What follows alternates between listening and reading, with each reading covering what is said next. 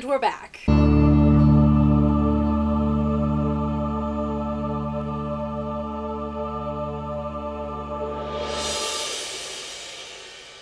Hey guys, welcome back to my channel. I am Britt, and if you haven't subscribed yet, you probably should, because I talk about geeky things, and we are back on Mondays discussing the most recent episode of Power Rangers Beast Morphers. So let's chat about Season 2, Episode 1.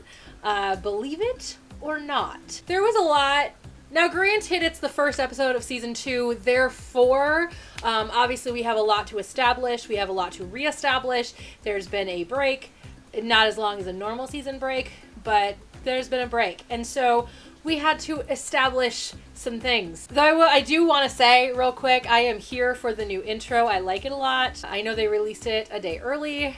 I did not watch it a day early. I planned on it. I also planned on watching the early released scene. Early? Was it a day early? It may have been longer than that, but I don't remember when they released it. I did plan on watching those early, but I ended up not. Just out of sheer, forgetfulness. I just didn't. I'm old, you guys.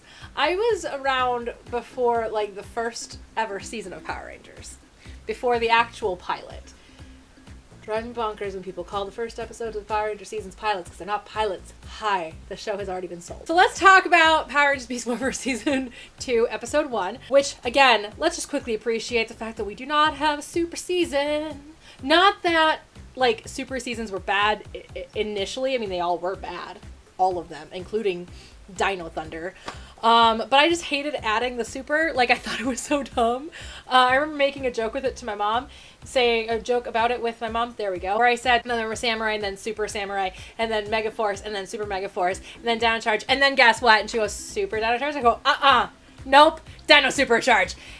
Adding the super was just so dumb. I just didn't like it. I thought it was dumb. So I'm glad we're done. This just made me feel, watching this intro and not seeing the super, made me realize that we are at the end here of our long battle with Neo-Saban. This is the last time we will have anything revolving around Saban or his team. Now, granted, Saban is not part of Season 2, but he still had creative control over who was cast and how the story was formulated. So, I mean, it's still technically Neo-Saban. While this is the first season produced by Hasbro, so it feels real that there is no more Saban at this point. It feels real. But next series will be the first one where Hasbro is fully in control. Kind of like when he sold the first time to Disney, and so Wild Force was the same way. Saban had creative control over Wild Force while Disney still produced a lot of it. But then Ninja Storm was the first ever Disney fully produced season. So anyway, getting ahead of ourselves. Let's finish Season 2 of Beast Morphers that just started today. It's Saturday. Hi. I film on Saturdays, and then I edit on Sundays, and then I upload these videos for Monday. So we open at the gym where Devin and Blaze are fighting, sparring with bows, which I appreciate because I have never been much of a weapons person, but I do like bows. I've always really liked bows. I have a bow. It's lost. It's somewhere in this house. My dad says he found it because he asked me, he goes, your bow, is it navy blue? And I was like, yes. And he goes, yeah, I think I came across it one day. I was like, where is it? He's like, I don't remember. It's somewhere. They're fighting with bows, just sparring and having a grand old time because they're friends now. Then this news thing comes on with Devin's dad, the mayor, the most important mayor apparently in the entire world, because he is traveling all around the world delivering Morphex towers and Morphex to the world. And so Morphex is now global, which I'm assuming is going to build up to something pretty intense for the final episode of Beast Morphers. So I'm sure this is already us building to the final episode of Beast Morphers. Ravi and Roxy are out on a date. They're having a picnic, but then Ravi has to leave because he has to go to ranger training. Why? Anyway, it's fine. It was established. It was just an establishing moment. It's fine. Roxy is a good guy now, and she and Ravi are in love, so there you go. It's fine. I am still very sad, though, about how little Blaze and how little Roxy there was, because I'm so used to there being so much more. We have the Rangers training, aside from Steel. Steel is not there, but the other Rangers are training in training sequences we've never seen before, but essentially, we're just training. Ben and Betty come in and are funny.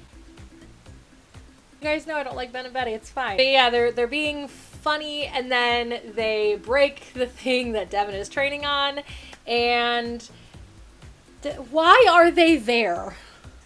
Hasbro, please. No more of that. I'm not gonna say call me anymore because you already have Judd Lynn out of the picture, so you don't have to hire me anymore. Though, if you still want to call me, I mean, I am free to chat and have some grand old laughs while making Power Rangers for you. Anyway, it's fine. Nate has created a new blaster that is called the Beast X Ultra Blaster, and it's supposed to be incredibly powerful, more powerful than any blaster that they have. And Ravi decides to give it a try, and it turns out that it's completely unstable and kind of goes a little wonky. This is when Steel busts into the training room, and he announces that Evox is still around, that he's back. And the others are all kind of like, what? And then this is where the intro should be, but it never is where it should be. It's like almost halfway through the episode. I just don't get Nickelodeon when they do that kind of crap. Anyway, these are all things I just don't like in general, and you guys should know by now that I don't like because I've talked about them multiple times, but it's fine. One of the big things that Steel mentions is that there was this Morph X leak that occurred, and that there were no cleaning crews that went up to it, but Devin's dad said that it was all taken care of. And this should have been a really good point for them to be like, why would Devin's dad say that? And then it not be true, like, later on, and I'm sure we'll get to that, because obviously we're doing the whole, like, Anton Mesogog thing again. And at this point, nobody believes Steel that Evox is back. He's kind of throwing them legitimate kind of sounding theories, but also not so legitimate sounding theories, and it's making the others kind of think that he's a little off and that it's not as bad as he thinks it is.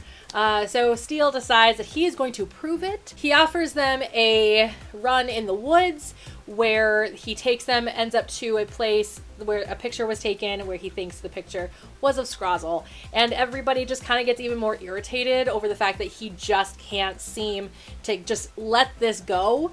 And, you know, it's not like it's a Disney produced season anymore, so you can't let it go, because I think Disney copyrighted that. Anyway.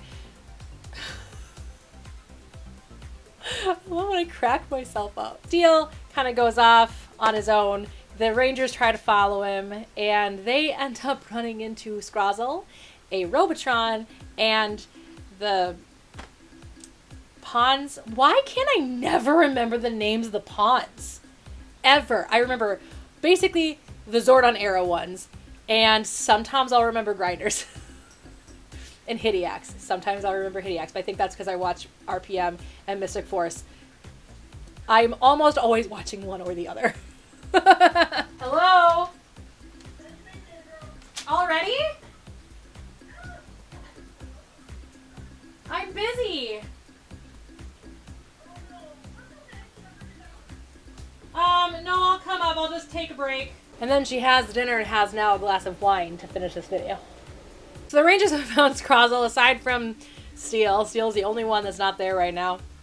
They go off, they morph, and they start their fight. Scrozzle teleports away with the Morph-X that they are taking from this cave, and the Rangers continue their fight without Scrozzle around to fight with. They are not having a great time with this Robotron, and they are at a kind of a rough moment, and Steel comes to save the day. At that point, they get word from Ravi's mother that a new Giga drone is on the way, and it's about to land right where they are. And that is when it lands and goes right into the ground, tunnels into the ground, and they're just trying to figure out like what they're going to do next. Devin gets this idea that Nate Zord can lower Devin Zord into the hole, and so that's what they do. So Zoe and Steel stay around to fight the Robotron, and the other three get into their Zords. Ravi is protecting Nate, who is lowering Devin into the hole. So Ravi's fighting some Gigatronics, and Devin is off to get the Gigadrone, and Steel and Zoe are fighting the Robotron. How can I remember all of these, but not remember the name of the pawns? I don't get it. Steel and Zoe end up eventually destroying the Robotron, which then they get into their Zords and go and help Ravi protect Nate. At this point, Devin had come up with this idea to hook the Gigadrone onto Nate's Zord and then pull it up to the top of the ground. And mind you, something I forgot to mention, which I think is kind of important, is that there is more effects down here.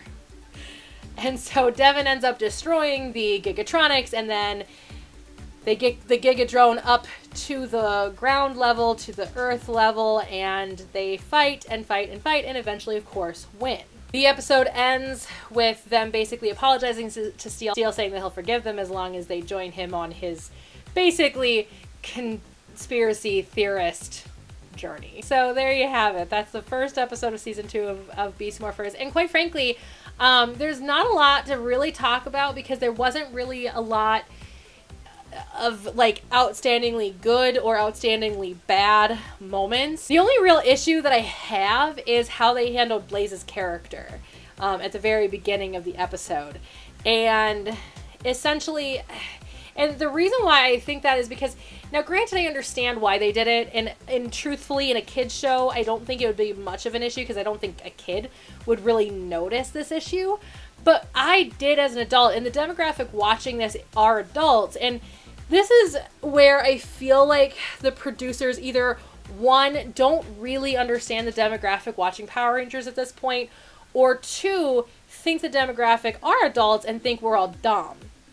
And so we don't notice things like this. And I mean, maybe I only notice this because I studied film criticism and I study, you know, character development and narrative structure and things like that. And I don't know, maybe my view of things are a little different. But my biggest issue with this episode was literally how they just handled Blaze at the beginning of this episode. Because obviously, the last time we saw Blaze, like Blaze, was the very first episode because he became Avatar Blaze right away, and we've been dealing with Avatar Blaze this entire time.